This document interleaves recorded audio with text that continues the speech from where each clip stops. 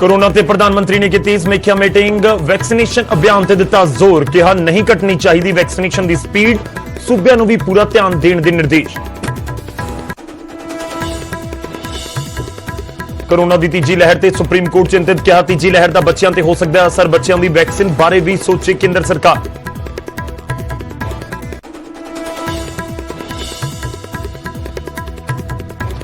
Corona काल दे विच बठिंडा दे मुक्तसर दे 4 सरकारी डॉक्टरों के वालों अस्तीफा। बठिंडा के सीएमओ ने डॉक्टरों के अस्तीफे नूं दस्सिया मंदभागा कहा इस वक्त डॉक्टरों की सब तो वध जरूरत।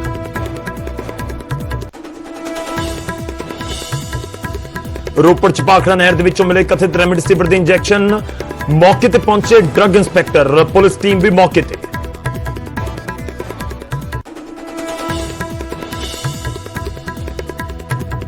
कोरोना संकट के विचाले एमपीज़ के नाल वर्चुअल मीटिंग कर रहे हैं मुख्यमंत्री कैप्टन अमरिंदर सिंह। बेअदबी मामले नूं लैके भी चर्चा कुछ दिन पहला विधायकों के नाल भी कीती सी बैठक।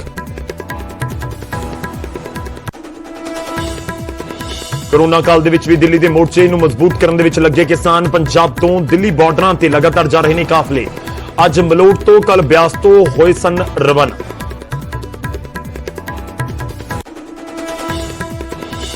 फगवाड़ा च कॉमेडियन सुगंधा शर्मा ते केस दर्ज। विआह समागम दौरान कोविड नियम तोड़न का इल्जाम। पिछले दिन ही होया सी सुगंधा का विआह।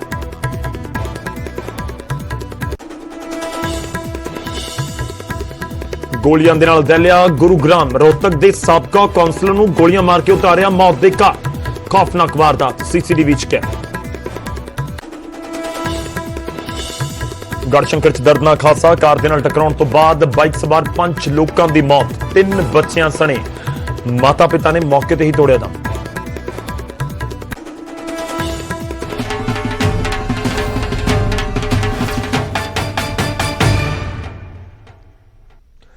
सत श्री अकाल। न्यूज़ 18 पंजाब हरियाणा हिमाचल तुसीं देख रहे हो। गौरव शुक्ला मैं हां तुहाडे नाल। बुलेटिन दा आगाज करन जा रहे हैं। सब तो पहला गल डॉक्टरां दी।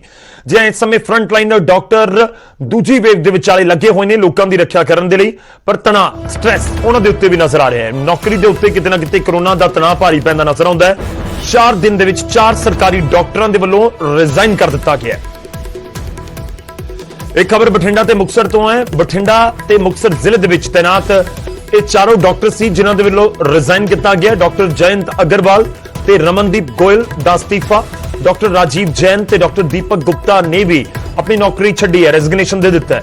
काम के दबाव की वजह नाल नौकरी छड्डण दे कियास लगाए जा रहे हैं। डॉक्टरों का इस्तीफा मंदभागा है, सीएमओ दे वल्लों कहा गया। बठिंडा कोरोना काल दे विच डॉक्टरों की सब तो वध जरूरत है, सीएमओ बठिंडा का बयान है। तो कह रहे हैं कि इस समय सानू सब तो वध जरूरत है डॉक्टरों की, ताकि लोगों तक सहूलतां पहुंच सकन, लोगों की मदद की जा सके। पर इस विचाले डॉक्टरों के वल्लों रिजाइन किया गया। डॉक्टर जयंत अग्रवाल ते डॉक्टर रमनदीप गोयल बठिंडा के रहने वाले ने, जबकि डॉक्टर राजीव जैन गिद्दड़बाहा के रहने वाले दसे जा रहे हैं। पर सवाल यह है कि इन्हां डॉक्टरों ने कोरोना के वध रहे दबाव करके इस्तीफे क्यों दिते ने, कि वाकई इन्ना ज्यादा प्रैशर हो गया कि डॉक्टरों को यह स्टैप चुकना पिया, अपनी नौकरी छड्डनी पई।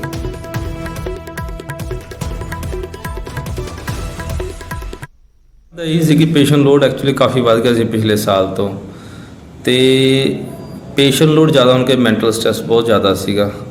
ਇਸ ਕਰਕੇ ਪੇਸ਼ੈਂਟ ਜ਼ਿਆਦਾ ਹੋਣ ਕਰਕੇ ਮੈਂ ਟਾਈਮ ਨਹੀਂ ਦੇ ਪਾ ਸਕਦਾ ਪੇਸ਼ੈਂਟ ਬੜੇ ਖਰਾਬ ਹੋ ਰਹੇ ਸੀਗੇ। ਫਿਰ ਮੈਂ ਇਹ ਸੋਚਿਆ ਕਿ ਰਿਜ਼ਾਈਨ ਕਰਕੇ ਆਪਦਾ 24 ਆਵਰ ਸਟਾਰਟ ਕਰਾਂਗੇ।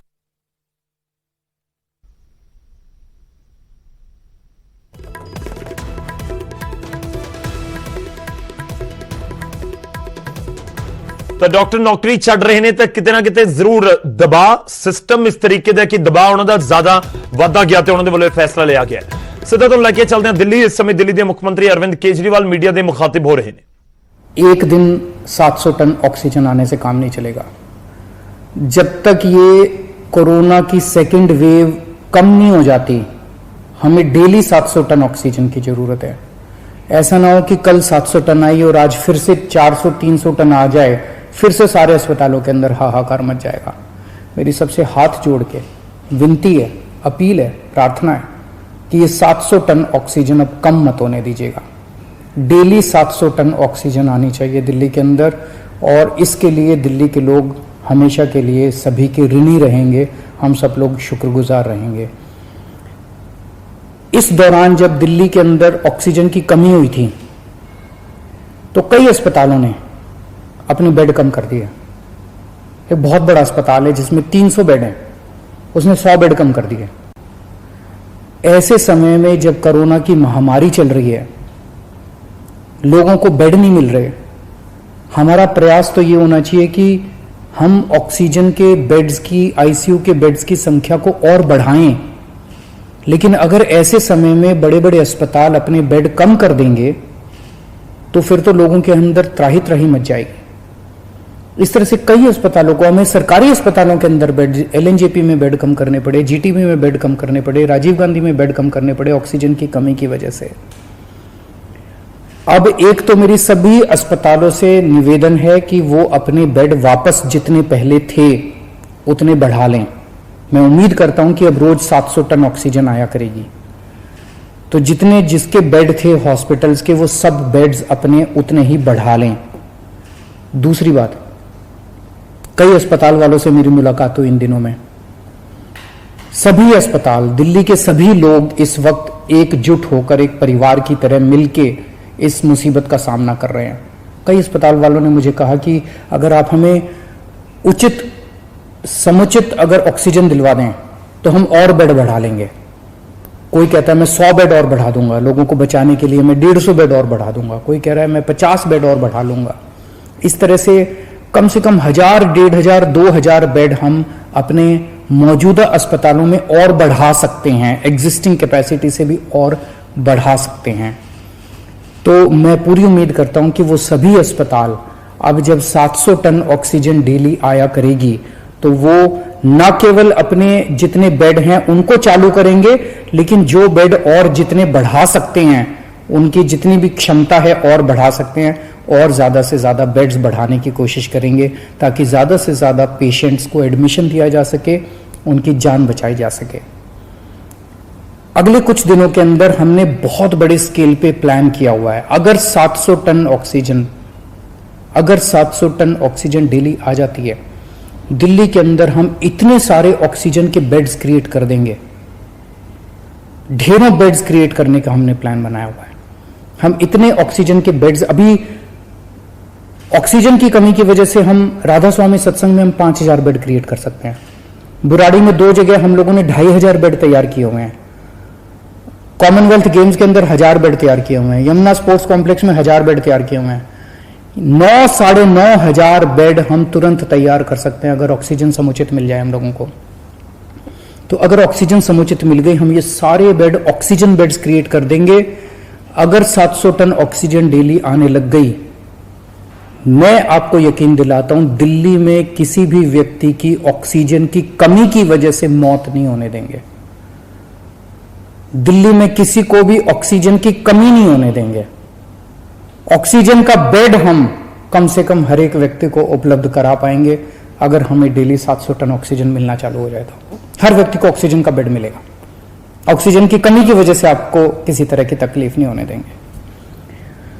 दूसरी बात, अंत पंत में तो अपने को वैक्सीनेशन करना पड़ेगा।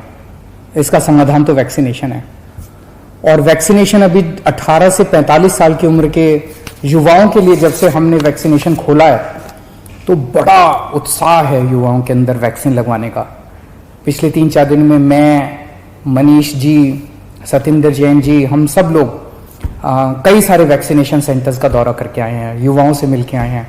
इतना उत्साह है युवाओं के अंदर, और दिल्ली के अंदर जो व्यवस्थाएं आपकी सरकार ने की है आपके लिए वैक्सीनेशन सेंटर्स में, उसको लेके लोग बहुत खुश हैं। इतने मैसेजेस आ रहे हैं मेरे पास, इतने मैसेजेस आ रहे हैं लोगों के, युवाओं के, कि जी बहुत अच्छी व्यवस्था है। और मैं गया था, मेरे को बहुत अच्छा लगा वहाँ पे वैक्सीन लगवा के। मेरी सभी युवाओं से अनुरोध है, युवाओं से क्या, अब तो 18 साल से ऊपर जो भी है, केवल 45 साल तक की मैं बात नहीं कर रहा, मैं सबकी बात कर रहा हूँ। अगर आप 18 साल से ऊपर की उम्र के हैं और आपने वैक्सीन नहीं लगवाया तो आप जरूर रजिस्टर कीजिए, अपॉइंटमेंट लीजिए और जाके वैक्सीन लगवाइए। अपने ज्यादा से ज्यादा दोस्तों को बताइए, रिश्तेदारों को बताइए, सब लोगों को वैक्सीन लगवाने के लिए प्रेरित कीजिए। अभी तक हम लोग दिल्ली में 35,74,000 लोगों को टोटल 35,74,000 डोज दे चुके हैं। इनमें पहली डोज 28 लाख लोगों ने केवल एक डोज ली है और 7,76,000 लोगों ने दोनों डोज ली है। और पिछले 3 दिन से 18 से 45 साल की उम्र के लिए, युवाओं के लिए ये खुला है। 3 दिन में दिल्ली में 1,30,000 के करीब युवाओं को वैक्सीन लगी है और मैं उम्मीद करता हूं कि आने वाले दिनों में और भी लगेगी। अभी हमारी जितने पिछले 3 दिन के अंदर सारी व्यवस्थाएं बहुत अच्छी तरह से लागू कर दी गई हैं। सारी व्यवस्थाएं बहुत सलीके से, ठीक तरीके से अब चल रहा है, बहुत स्मूथ तरीके से चल रहा है। एक ही कमी है, आज हम चाहें तो इस वैक्सीन को कई गुना बढ़ा सकते हैं, वैक्सीनेशन को कई गुना बढ़ा सकते हैं, लेकिन अभी वैक्सीन की कमी, सप्लाई की कमी हो रही है। अगर हमें समुचित सप्लाई मिल जाए तो जैसा मैंने आपको प्रॉमिस किया था कि 3 महीने के अंदर हम पूरी दिल्ली को वैक्सीन कर देंगे, तो अभी सप्लाई का हम इंतजार कर रहे हैं। अगर सप्लाई हमारे पास सफिशिएंट आ जाएगी, जितनी जल्दी सप्लाईज आ जाएंगी, हम इसको बहुत सारे सेंटर खोल देंगे। सेंटर खोलने में कोई दिक्कत नहीं है, तो उसकी कोई।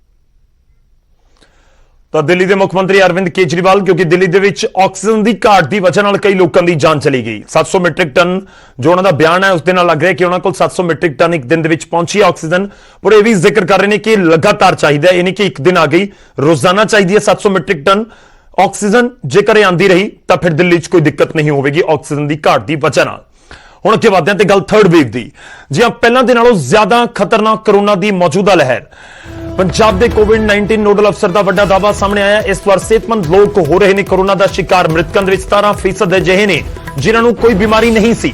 ਡਾਕਟਰ ਰਾਜੇਸ਼ ਭਾਸਕਰ ਨੋਡਲ ਅਫਸਰ ਨੇ ਕੋਵਿਡ-19 ਪੰਜਾਬ ਦੇ, ਉਹਨਾਂ ਦੇ ਵੱਲੋਂ ਸਟੇਟਮੈਂਟ ਦਿੱਤੀ ਗਈ ਹੈ। ਮੈਂ ਥਰਡ ਵੇਵ ਦਾ ਜ਼ਿਕਰ ਕਰ ਰਿਹਾ ਸੀ, ਆਪਾਂ ਕਰਾਂਗੇ, ਪਰ ਪਹਿਲਾਂ ਦੂਜੀ ਵੇਵ ਦੀ ਜ਼ਿਕਰ ਇਸ ਸਮੇਂ ਹੋ ਰਿਹਾ ਹੈ ਤੇ ਤੁਹਾਨੂੰ ਦੱਸ ਦਈਏ ਕਿ ਸੈਕੰਡ ਵੇਵ ਨੂੰ ਲੈ ਕੇ ਕਿ ਕਿੰਨੀ ਖਤਰਨਾਕ ਹੈ।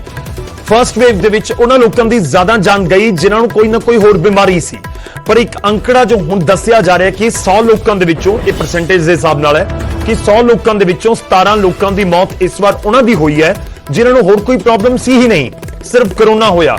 ਤੇ ਅਸੀਂ ਸੁਣ ਰਹੇ ਹਾਂ ਪਿਛਲੇ ਕਈ ਦਿਨਾਂ ਤੋਂ ਅਜਿਹੀਆਂ ਖਬਰਾਂ ਕਿ ਕਿਸੇ ਨੂੰ ਬਿਲਕੁਲ ਕੋਈ ਪ੍ਰੋਬਲਮ ਨਹੀਂ ਸੀ, ਬਿਲਕੁਲ ਬੰਦਾ ਫਿਟ ਸੀ ਤੇ 2-4-5 ਦਿਨਾਂ ਦੇ ਵਿੱਚ ਉਹਨੂੰ ਦਿੱਕਤ ਹੋਈ ਤੇ ਉਹ ਐਕਸਪਾਇਰ ਹੋ ਗਿਆ। ਖੈਰ, ਇਹ ਸਾਰੀਆਂ ਖਬਰਾਂ ਦੇ ਵਿਚਾਲੇ ਬਹੁਤ ਸਾਰੀਆਂ ਖਬਰਾਂ ਅਜਿਹੀਆਂ ਵੀ ਨੇ ਜਿਹੜੇ ਲੋਕਾਂ ਨੇ ਕਰੋਨਾ ਨੂੰ ਮਾਤ ਦਿੱਤੀ ਹੈ। ਸਭ ਤੋਂ ਪਹਿਲਾਂ ਇੱਕ ਚੀਜ਼ ਤਾਂ ਬਹੁਤ ਕਲੀਅਰ ਹੈ ਕਿ ਸਾਨੂੰ ਹੌਸਲਾ ਤਾਂ ਰੱਖਣਾ ਹੋਏਗਾ ਕਿ ਕਈ ਵਾਰੀ ਜ਼ਿਆਦਾ ਪੈਨਿਕ ਦਿਮਾਗ ਦੇ ਵਿੱਚ ਹੋ ਜਾਂਦਾ, ਉਸ ਕਰਕੇ ਵੀ ਅਸੀਂ ਬਿਮਾਰੀ ਦੇ ਨਾਲ ਲੜ ਨਹੀਂ ਪਾਉਂਦੇ ਚੰਗੀ ਤਰ੍ਹਾਂ। ਖੈਰ, ਇਹ ਬਹੁਤ ਕਲੀਅਰ ਹੈ ਕਿ ਦਿੱਕਤ ਹੋ ਸਕਦੀ ਹੈ, ਪਰ ਸਾਨੂੰ ਹੌਸਲਾ ਰੱਖਣਾ ਹੋਏਗਾ ਤੇ ਨਾਲ ਹੀ ਸੋਸ਼ਲ ਡਿਸਟੈਂਸਿੰਗ, ਮੂੰਹ ਦੇ ਉੱਤੇ ਮਾਸਕ। ਇਹ ਪੰਜਾਬ ਦੇ ਨੋਡਲ ਅਫਸਰ ਕਹਿ ਰਹੇ ਨੇ ਕਿ ਦਿੱਕਤ ਹੈ, ਧਿਆਨ ਰੱਖੋ, ਮੂੰਹ ਦੇ ਉੱਤੇ ਮਾਸਕ ਜ਼ਰੂਰ ਲਗਾਓ, ਸੋਸ਼ਲ ਡਿਸਟੈਂਸਿੰਗ ਵੀ ਜ਼ਰੂਰ ਰੱਖੋ। ਸਾਡੇ ਨਾਲ ਡਾਕਟਰ ਰਾਜੇਸ਼ ਭਾਸਕਰ ਨੇ, ਨੋਡਲ ਅਫਸਰ ਨੇ ਕਰੋਨਾ ਦੇ, ਪੰਜਾਬ ਦੇ ਨੋਡਲ ਅਫਸਰ ਨੇ। ਇਹਨਾਂ ਨੂੰ ਹਰ ਚੀਜ਼ ਬਾਰੇ ਪਤਾ ਹੈ ਕਿ ਆਖਿਰ ਕਿਉਂ ਇਹ ਦਿੱਕਤ ਪੈਦਾ ਹੋ ਰਹੀ ਹੈ ਔਰ ਕਿਹੜੇ ਹਾਲਾਤਾਂ ਦੇ ਵਿੱਚ ਅਸੀਂ ਜੀ ਰਹੇ ਹਾਂ। ਡਾਕਟਰ ਸਾਹਿਬ, ਸਭ ਤੋਂ ਪਹਿਲਾਂ ਤਾਂ ਇੱਕ ਚੀਜ਼ ਕਲੀਅਰ ਕਰੋ ਕਿ ਜਿਵੇਂ ਲੋਕ ਕਹਿੰਦੇ ਵੀ ਕੋਈ ਏਡੀ ਖਤਰੇ ਵਾਲੀ ਗੱਲ ਨਹੀਂ ਹੈ, ਅਸੀਂ ਅੱਜ ਕਿੱਡੇ ਕੁ ਵੱਡੇ ਖਤਰੇ ਦੇ ਸਾਹਮਣੇ ਖੜੇ ਹਾਂ। ਦੇਖੋ ਜੀ, ਅਸੀਂ ਬੜੀ ਗੰਭੀਰ ਸਥਿਤੀ ਦਾ ਸਾਹਮਣਾ ਕਰ ਰਹੇ ਹਾਂ। ਪਿਛਲੀ ਵਾਰੀ ਜਦੋਂ ਵੇਵ ਆਈ ਸੀ ਤੇ ਇੱਕ ਦਿਨ 'ਚ ਜ਼ਿਆਦਾ ਤੋਂ ਜ਼ਿਆਦਾ ਕੇਸ 2896 ਸੀ। ਇਸ ਵਾਰੀ ਕੱਲ ਸਾਡੇ ਕੋਲ 8015 ਕੇਸ ਸੀ, 8000 ਤੋਂ ਉੱਪਰ ਕੇਸ ਸੀ ਇੱਕ ਦਿਨ ਦੇ। ਔਰ ਜਿਹੜੇ ਇੱਥੋਂ ਤੱਕ ਕੀਮਤੀ ਜ਼ਿੰਦਗੀਆਂ ਗਵਾਉਣ ਦਾ ਸੰਬੰਧ ਹੈ, ਪਿਛਲੀ ਵਾਰੀ ਸਾਡੀਆਂ ਇੱਕ ਦਿਨ 'ਚ 101 ਮੌਤਾਂ ਹੋਈਆਂ ਸੀ, ਜਿਹੜੀਆਂ ਕਿ ਕੱਲ 182 ਸੀਗੀਆਂ। ਸੋ ਇਸ ਤਰੀਕੇ ਨਾਲ ਆਪਾਂ ਦੇਖੀਏ ਤੇ ਇਹ ਵਾਇਰਸ ਜਿਹੜਾ ਹੈ ਪਹਿਲੇ ਨਾਲੋਂ ਕਿਤੇ ਜ਼ਿਆਦਾ ਭਿਆਨਕ ਹੈ ਔਰ ਬਹੁਤ ਜ਼ਿਆਦਾ ਖਤਰਨਾਕ ਹੈ, ਜਿਹਦੇ ਕੋਲ ਸਾਨੂੰ ਬਚ ਕੇ ਰਹਿਣਾ ਚਾਹੀਦਾ। ਪਹਿਲਾਂ ਲੱਗਦਾ ਸੀ ਕਿ ਜੇ ਕੋਈ ਬਿਮਾਰ ਹੈ ਜ਼ਿਆਦਾ, ਕਿਉਂਕਿ ਸਿਹਤ ਮਹਿਕਮੇ ਦੇ ਵੀ ਇਹੀ ਬਿਆਨ ਆਉਂਦੇ ਸੀ ਜੇਕਰ ਕਿਸੇ ਨੂੰ ਹੋਰ ਬਿਮਾਰੀਆਂ ਨੇ ਉਹ ਇਸ ਦਾ ਵੱਡੇ ਖਤਰੇ ਦਾ ਸਾਹਮਣਾ ਕਰ ਰਹੇ ਨੇ, ਪਰ ਜਿਹੜੇ ਠੀਕ ਨੇ ਉਹਨਾਂ ਨੂੰ ਫਿਕਰ ਕਰਨ ਦੀ ਲੋੜ ਨਹੀਂ, ਉਹ ਬੜੀ ਜਲਦੀ ਰਿਕਵਰ ਕਰ ਜਾਣਗੇ। ਪਰ ਤੁਹਾਡੀ ਨਵੀਂ ਸਟੱਡੀ ਕੀ ਕਹਿ ਰਹੀ ਹੈ? ਨਵੀਂ ਸਟੱਡੀ ਕਹਿ ਰਹੀ ਹੈ ਕਿ ਜਿਹੜੀਆਂ ਹੁਣ ਮੌਤਾਂ ਹੋਈਆਂ ਨੇ ਉਹਨਾਂ 'ਚੋਂ 17% ਇਹੋ ਜਿਹੇ ਮੌਤਾਂ ਸੀਗੀਆਂ ਜਿਨ੍ਹਾਂ ਨੂੰ ਹੋਰ ਕੋਈ ਨਾਲ ਬਿਮਾਰੀ ਨਹੀਂ ਸੀ, ਜਿਹੜਾ ਕਿ ਆંકੜਾ ਪਿਛਲੀ ਵਾਰੀ ਬਹੁਤ ਘੱਟ ਸੀ। ਇਸ ਕਰਕੇ ਹੁਣ ਆਪਾਂ ਨਹੀਂ ਕਹਿ ਸਕਦੇ ਕਿ ਜੇ ਤੁਹਾਨੂੰ ਕਰੋਨਾ ਹੋ ਗਿਆ ਤਾਂ ਉਹ ਕਿੰਨਾ ਕੁ ਖਤਰਨਾਕ ਸਾਬਤ ਹੋਏਗਾ, ਇਹ ਕਹਿਣਾ ਬਹੁਤ ਮੁਸ਼ਕਿਲ ਹੈ। ਇਸੇ ਕਰਕੇ ਬਚਾਅ ਵਿੱਚ ਹੀ ਬਚਾਅ ਹੈ, ਬਚਾਅ ਰੱਖਣਾ ਚਾਹੀਦਾ, ਕਿਉਂਕਿ ਜੇ ਕਰੋਨਾ ਹੋ ਗਿਆ ਤੇ ਅੱਗੇ ਕਿੱਧਰ ਨੂੰ ਜਾਏਗਾ ਇਹ ਦੱਸਣਾ ਬਹੁਤ ਮੁਸ਼ਕਿਲ ਹੈ। ਉਮਰ ਦਾ ਫੈਕਟਰ ਕੀ ਹੈ ਜੀ? ਜਿਹੜੇ 17% ਤੁਸੀਂ ਕਹਿੰਦੇ ਹੋ ਕਿ ਉਹਨਾਂ ਲੋਕਾਂ ਦੀ ਜਾਨ ਚਲੀ ਗਈ ਜਿਨ੍ਹਾਂ ਨੂੰ ਕੋਈ ਹੋਰ ਬਿਮਾਰੀ ਨਹੀਂ ਸੀ, ਉਹਦੇ ਵਿੱਚ ਯੂਥ ਵੀ ਨੇ ਜਾਂ ਫਿਰ ਜਿਸ ਤਰ੍ਹਾਂ ਬਜ਼ੁਰਗ ਮੰਨਿਆ ਜਾ ਰਿਹਾ ਸੀ ਕਿ ਜ਼ਿਆਦਾ ਸ਼ਿਕਾਰ ਹੋ ਰਹੇ ਆ? ਨਹੀਂ, ਜ਼ਿਆਦਾਤਰ ਤੇ ਬਜ਼ੁਰਗ ਹੀ ਨੇ, ਯੂਥ ਘੱਟ ਹੈ, ਪਰ ਯੂਥ ਵਿੱਚ ਵੀ ਡੈਥਸ ਹੋਈਆਂ। ਸੋ ਆਪਾਂ ਇਹ ਨਹੀਂ ਕਹਿ ਸਕਦੇ ਕਿ ਵੀ ਇਹ ਖਤਰਾ ਸਾਰਿਆਂ ਨੂੰ ਬਰਾਬਰ ਹੀ ਹੈ, ਸਾਰਿਆਂ ਨੂੰ ਪਰਹੇਜ਼ ਰੱਖਣ ਦੀ ਲੋੜ ਹੈ। ਇੱਕ ਇਸ ਨੂੰ ਖਤਰੇ ਤੋਂ ਬਚਾਅ ਦੇ ਲਈ ਸਭ ਤੋਂ ਜ਼ਿਆਦਾ ਵੈਕਸੀਨ ਮੰਨੀ ਜਾ ਰਹੀ ਹੈ ਜੀ ਕਿ ਵੈਕਸੀਨ ਅਗਰ ਤੁਹਾਨੂੰ ਲੱਗ ਗਈ ਤਾਂ ਤੁਹਾਨੂੰ ਕੋਈ ਖਤਰਾ ਨਹੀਂ। ਹੁਣ ਹਾਲਾਂਕਿ ਲੋਕ ਵੈਕਸੀਨ ਲਵਾ ਰਹੇ ਆ ਪਰ ਅਜੇ ਵੀ ਡਰ ਕਿਤੇ ਨਾ ਕਿਤੇ ਹੈ ਕਿ ਯਾਰ ਵੈਕਸੀਨ ਖਤਰਨਾਕ ਤਾਂ ਨਹੀਂ, ਕਿਸੇ ਨੂੰ ਕੋਈ ਬਿਮਾਰੀ ਹੈ ਤਾਂ ਉਹਨੂੰ ਕੋਈ ਖਤਰਾ ਤਾਂ ਨਹੀਂ। ਉਸ ਨੂੰ ਲੈ ਕੇ ਚੀਜ਼ ਕਲੀਅਰ ਕਰੋ ਕਿ ਪੰਜਾਬ ਦੇ ਵਿੱਚ ਹੁਣ ਤੱਕ ਜਿਹੜੀ ਵੈਕਸੀਨ ਲੱਗੀ ਹੈ ਲੱਖਾਂ ਲੋਕਾਂ ਨੂੰ ਲੱਗ ਚੁੱਕੀ ਹੈ, ਉਹਦੇ ਚੋਂ ਕੋਈ ਇਦਾਂ ਦਾ ਤੁਹਾਡੇ ਕੋਲੇ ਜਾਣਕਾਰੀ ਆਈ ਕਿ ਕਿਸੇ ਨੂੰ ਕੋਈ ਉਹਦਾ ਕੋਈ ਨੈਗੇਟਿਵ ਪ੍ਰਭਾਵ ਪਿਆ ਹੋਵੇ? ਨਹੀਂ, ਹੁਣ ਤੱਕ ਅਸੀਂ ਤਕਰੀਬਨ 36 ਲੱਖ ਡੋਸਿਸ ਦੇ ਚੁੱਕੇ ਆ ਤੇ ਹੁਣ ਤੱਕ ਸਾਡੇ ਕੋਲ 80-90 ਮਾਈਨਰ ਇਫੈਕਟਸ ਜ਼ਰੂਰ ਆਏ ਆ ਕਿ ਕਿਸੇ ਨੂੰ 1-2 ਦਿਨ ਵਾਸਤੇ ਬੁਖਾਰ ਚੜ ਗਿਆ ਜਾਂ ਕਿਸੇ ਨੂੰ ਤੱਪੜ ਧੁੱਪੜ ਪੈ ਗਏ ਇਦਾਂ ਦੇ, ਪਰ ਉਹ ਸਾਰੇ ਠੀਕ ਹੋ ਗਏ। ਕੋਈ ਇਹੋ ਜਿਹੀ ਖਤਰੇ ਵਾਲੀ ਵੈਕਸੀਨ ਦੇ ਕਰਕੇ ਨਹੀਂ ਆਈ। ਵੈਕਸੀਨ ਪੂਰੀ ਤਰ੍ਹਾਂ ਸੁਰੱਖਿਅਤ ਹੈ ਤੇ ਪ੍ਰਭਾਵੀ ਹੈ। ਇਸ ਕਰਕੇ ਵੈਕਸੀਨ ਜਿਹੜੇ ਵੀ ਐਲੀਜੀਬਲ ਬੈਨੀਫੀਸ਼ੀਅਰੀ ਉਹਨਾਂ ਨੂੰ ਜ਼ਰੂਰ ਲਗਵਾਉਣੀ ਚਾਹੀਦੀ ਹੈ ਔਰ ਜਲਦ ਤੋਂ ਤਾਂ ਵੈਕਸੀਨੇਸ਼ਨ ਨੂੰ ਲੈ ਕੇ ਲਗਾਤਾਰ ਡਾਕਟਰ ਜਿਹੜੇ ਐਕਸਪਰਟਸ ਨੇ ਉਹ ਅਪੀਲ ਕਰ ਰਹੇ ਨੇ ਕਿ ਤੁਸੀਂ vaccine as soon as possible ਜਲਦ ਤੋਂ ਜਲਦ ਜ਼ਰੂਰ ਲਗਵਾਓ। ਹੁਣ ਗੱਲ ਥਰਡ ਵੇਵ ਦੀ ਵੀ ਕਰਦੇ ਹਾਂ। ਕਰੋਨਾ ਤੇ ਕੇਂਦਰ ਸਰਕਾਰ ਦੇ ਵੱਲੋਂ ਵੱਡੀ ਚੇਤਾਵਨੀ ਦਿੱਤੀ ਗਈ ਹੈ ਕਿ ਦੇਸ਼ ਦੇ ਵਿੱਚ ਕਰੋਨਾ ਦੀ ਤੀਜੀ ਲਹਿਰ ਆਉਣੀ ਤੈਅ ਹੈ, ਕਿ ਮਤਲਬ ਥਰਡ ਵੇਵ ਜ਼ਰੂਰ ਆਏਗੀ। ਸੈਕੰਡ ਵੇਵ ਚੱਲ ਰਹੀ ਹੈ, ਫਰਸਟ ਵੇਵ ਜਿਹੜੀ ਪਿਛਲੇ ਸਾਲ ਅਸੀਂ ਜਿਸ ਦਾ ਮੁਕਾਬਲਾ ਕੀਤਾ ਹੈ ਤੇ ਕਿਹਾ ਜਾ ਰਿਹਾ ਕਿ ਕਦੋਂ ਆਵੇਗੀ ਥਰਡ ਵੇਵ, ਇਸ ਦਾ ਕੁਝ ਨਹੀਂ ਪਤਾ। ਤੀਜੀ ਲਹਿਰ ਦੇ ਖਤਰੇ ਦਾ ਵੀ ਅੰਦਾਜ਼ਾ ਨਹੀਂ ਹੈ। ਤਾਂ ਇੱਕ ਪਾਸੇ ਕੇਂਦਰ ਸਰਕਾਰ ਇਹ ਗੱਲ ਕਹਿ ਰਹੀ ਹੈ ਤਾਂ ਦੂਜੇ ਪਾਸੇ ਸੁਪਰੀਮ ਕੋਰਟ ਨੇ ਵੀ ਇਹ ਥਰਡ ਵੇਵ ਨੂੰ ਲੈ ਕੇ ਚਿੰਤਾ ਜਤਾਈ ਹੈ ਤੇ ਕਿਹਾ ਕਿ ਥਰਡ ਵੇਵ ਜ਼ਿਆਦਾ ਖਤਰਨਾਕ ਹੋ ਸਕਦੀ ਹੈ ਤੇ ਬੱਚਿਆਂ ਨੂੰ ਵੀ ਇਸ ਦਾ ਅਸਰ ਹੋ ਸਕਦਾ ਹੈ ਤੇ ਬੱਚਿਆਂ ਦੀ ਵੈਕਸੀਨੇਸ਼ਨ ਬਾਰੇ ਵੀ ਕੇਂਦਰ ਦੀ ਸਰਕਾਰ ਜ਼ਰੂਰ ਸੋਚੇ। ਖੈਰ ਦੂਜੀ ਵੇਵ ਦੀ ਟੈਨਸ਼ਨ ਦੇ ਵਿਚਾਲੇ ਥਰਡ ਵੇਵ ਦੀ ਵੀ ਗੱਲ ਇਸ ਸਮੇਂ ਹੁੰਦੀ ਹੋਈ ਨਜ਼ਰ ਆ ਰਹੀ ਹੈ। A phase 3 is inevitable given the high levels of circulating virus, but it's not clear on what time scale this phase 3 will occur. Hopefully incrementally, but we should prepare for new waves. Previous infections and vaccines will cause adaptive pressure on the virus for new kinds of changes which try to escape it. And therefore we should be prepared by scientifically to take care of that. ਹੁਣ ਅੱਗੇ ਵੱਧਦੇ ਅਗਲੀ ਖਬਰ ਦਾ ਰੁਖ ਕਰਦੇ ਹਾਂ। ਅੰਮ੍ਰਿਤਸਰ ਦੇ ਗੁਰੂ ਨਾਨਕ ਦੇਵ ਹਸਪਤਾਲ ਦੇ ਡਾਕਟਰ ਰਮਨ ਸ਼ਰਮਾ ਵੀ ਦੱਸ ਰਹੇ ਨੇ ਕਿ ਤੀਜੀ ਵੇਵ ਪਹਿਲੀ ਅਤੇ ਦੂਜੀ ਦੇ ਮੁਕਾਬਲੇ ਜ਼ਿਆਦਾ ਖਤਰਨਾਕ ਹੋ ਸਕਦੀ ਹੈ। ਸੈਕੰਡ ਵੇਵ ਔਰ ਫਸਟ ਵੇਵ ਦੇ ਵਿੱਚ ਜਿਸ ਮੈਂ ਪਹਿਲਾਂ ਦੱਸਿਆ ਕਿ ਯੰਗਰ ਪੇਸ਼ੈਂਟ ਹੁਣ ਜ਼ਿਆਦਾ ਇਨਵੋਲਵ ਹੋ ਰਹੇ ਨੇ। ਉਹ ਪੇਸ਼ੈਂਟ ਜ਼ਿਆਦਾ ਇਨਵੋਲਵ ਜਿਨ੍ਹਾਂ ਨੂੰ ਕੋਮੋਰਬਿਡਿਟੀ ਜ਼ਿਆਦਾ ਨਹੀਂ ਹੈਗੀ। ਅੱਛਾ, ਹੁਣ ਲੇਟੈਸਟ ਇਨਫੋਰਮੇਸ਼ਨ ਇੱਕ ਹੋਰ ਆ ਰਹੀ ਹੈ ਕਿ ਇੱਕ ਹੋਰ ਮਿਊਟੇਸ਼ਨ ਆ ਰਹੀ ਹੈ ਨਵੀਂ, ਜਿਹੜੀ ਸਾਊਥ ਇੰਡੀਆ 'ਚ ਜ਼ਿਆਦਾ ਪ੍ਰੈਵਲੈਂਟ ਹੋ ਗਈ ਹੁਣ, ਜਿਹੜੀ ਕਿ ਜਿਹਦੇ ਨਾਲ ਪੇਸ਼ੈਂਟ ਜਿਹੜਾ 2-3 ਦਿਨ ਦੇ ਵਿੱਚ ਹੀ ਜਿਹੜਾ ਪੂਰੀ ਤਰ੍ਹਾਂ ਰੈਸਪੀਰੇਟਰੀ ਪ੍ਰੋਬਲਮਸ ਦੇ ਵਿੱਚ ਆ ਜਾਂਦਾ ਹੈ। ਮਤਲਬ ਇਟ ਇਜ਼ ਸੋ ਅਗਰੈਸਿਵ ਇਹ ਡਿਜ਼ੀਜ਼। ਸੋ ਥਰਡ ਜਨਰੇਸ਼ਨ ਦੇ ਬਾਰੇ, ਥਰਡ ਵੇਵ ਦੇ ਬਾਰੇ ਕਹਿਣਾ ਬੜਾ ਔਖਾ, ਬਟ ਲੱਗਦਾ ਹੈ ਜੇ ਇਹ ਸੈਕੰਡ ਵੇਵ ਇਫੈਕਟਿਵਲੀ ਕੰਟਰੋਲ 'ਚ ਨਾ ਹੋਈ ਤੇ ਥਰਡ ਵੇਵ ਹੋਰ ਜ਼ਿਆਦਾ ਡੇਂਜਰਸ ਹੋਏਗੀ।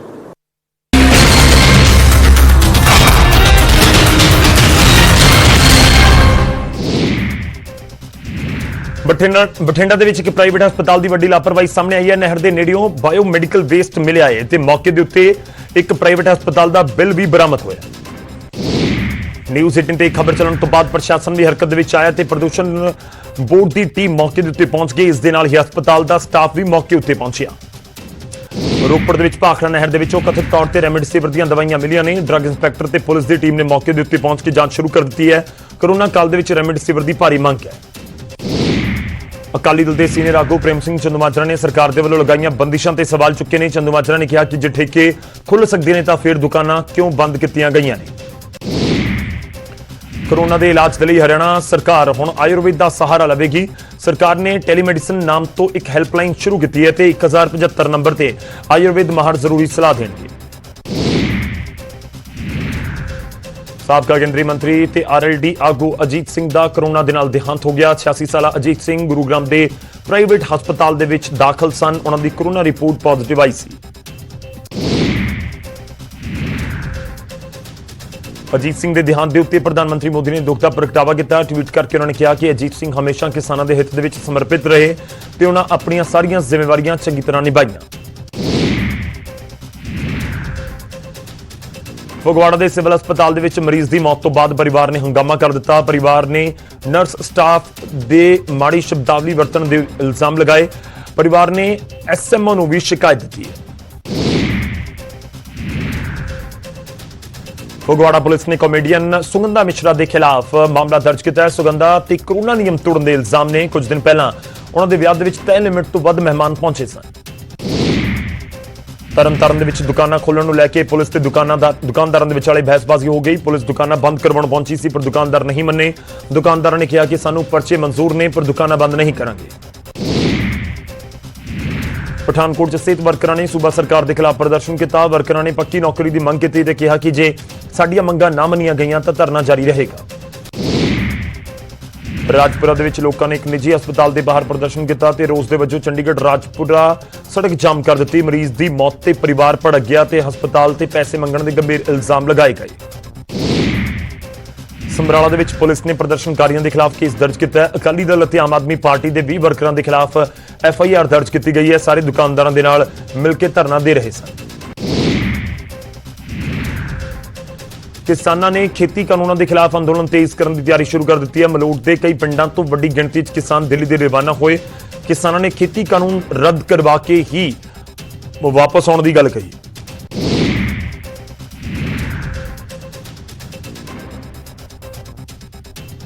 ਉਧਰ ਹਰਿਆਣਾ ਦੇ ਗੋਹਾਣਾ ਤੋਂ ਵੀ ਵੱਡੀ ਗਿਣਤੀ ਦੇ ਵਿੱਚ ਕਿਸਾਨਾਂ ਨੇ ਦਿੱਲੀ ਦੇ ਵੱਲ ਕੂਚ ਕੀਤਾ। ਕਿਸਾਨ ਟਰਾਲੀਆਂ ਦੇ ਵਿੱਚ ਕਣਕ ਅਤੇ ਹੋਰ ਸਮਾਨ ਲੈ ਕੇ ਰਵਾਨਾ ਹੋਏ ਨੇ। ਕਿਸਾਨਾਂ ਨੇ ਕਿਹਾ ਕਿ ਖੇਤੀ ਕਾਨੂੰਨ ਰੱਦ ਹੋਣ ਤੱਕ ਸੰਘਰਸ਼ ਜਾਰੀ ਰਹੇਗਾ। ਗੜਸ਼ੰਕਰ ਦੇ ਜੈਤਪੁਰ ਪਿੰਡ ਦੇ ਵਿੱਚ ਇੱਕ ਸੜਕ ਹਾਦਸੇ ਦੇ ਵਿੱਚ ਇੱਕੋ ਪਰਿਵਾਰ ਦੇ 5 ਮੈਂਬਰਾਂ ਦੀ ਮੌਤ ਹੋ ਗਈ। ਮ੍ਰਿਤਕ ਪਰਿਵਾਰ ਮੋਟਰਸਾਈਕਲ ਦੇ ਉੱਤੇ ਸਵਾਰ ਸੀ, ਜਿਸ ਨੂੰ ਕਾਰ ਨੇ ਜ਼ੋਰਦਾਰ ਟੱਕਰ ਮਾਰ ਦਿੱਤੀ। ਹਾਦਸੇ ਦੇ ਵਿੱਚ ਪਤੀ ਪਤਨੀ ਤੇ 3 ਬੱਚਿਆਂ ਨੇ ਦਮ ਤੋੜ ਦਿੱਤਾ। ਉਧਰ ਰਿਵਾੜੀ ਦੇ ਵਿੱਚ ਦਰਦਨਾਕ ਸੜਕ ਹਾਦਸਾ ਵਾਪਰਿਆ, ਜਿੱਥੇ ਤੇਜ਼ ਰਫ਼ਤਾਰ ਡੰਪਰ ਨੇ ਇੱਕ ਕਾਰ ਨੂੰ ਟੱਕਰ ਮਾਰ ਦਿੱਤੀ। ਘਟਨਾ ਦੇ ਵਿੱਚ 4 ਵਿਅਕਤੀਆਂ ਦੀ ਮੌਤ ਹੋ ਗਈ, ਜਦਕਿ ਇੱਕ ਸ਼ਖਸ ਜ਼ਖਮੀ ਹੋ ਗਿਆ। ਗੁਰੂਗ੍ਰਾਮ ਦੇ ਵਿੱਚ ਰੋਹਤਕ ਦੇ ਸਾਬਕਾ ਕਾਉਂਸਲਰ ਸੰਦੀਪ ਦਾ ਗੋਲੀਆਂ ਮਾਰ ਕੇ ਕਤਲ ਕਰ ਦਿੱਤਾ ਗਿਆ। ਕਤਲ ਦੀ ਪੂਰੀ ਵਾਰਦਾਤ CCTV ਦੇ ਵਿੱਚ ਕੈਦ ਹੋ ਗਈ ਹੈ। ਘਟਨਾ ਨੂੰ ਅੰਜਾਮ ਦੇ ਕੇ ਮੁਲਜ਼ਮ ਫਰਾਰ ਹੋ ਗਏ।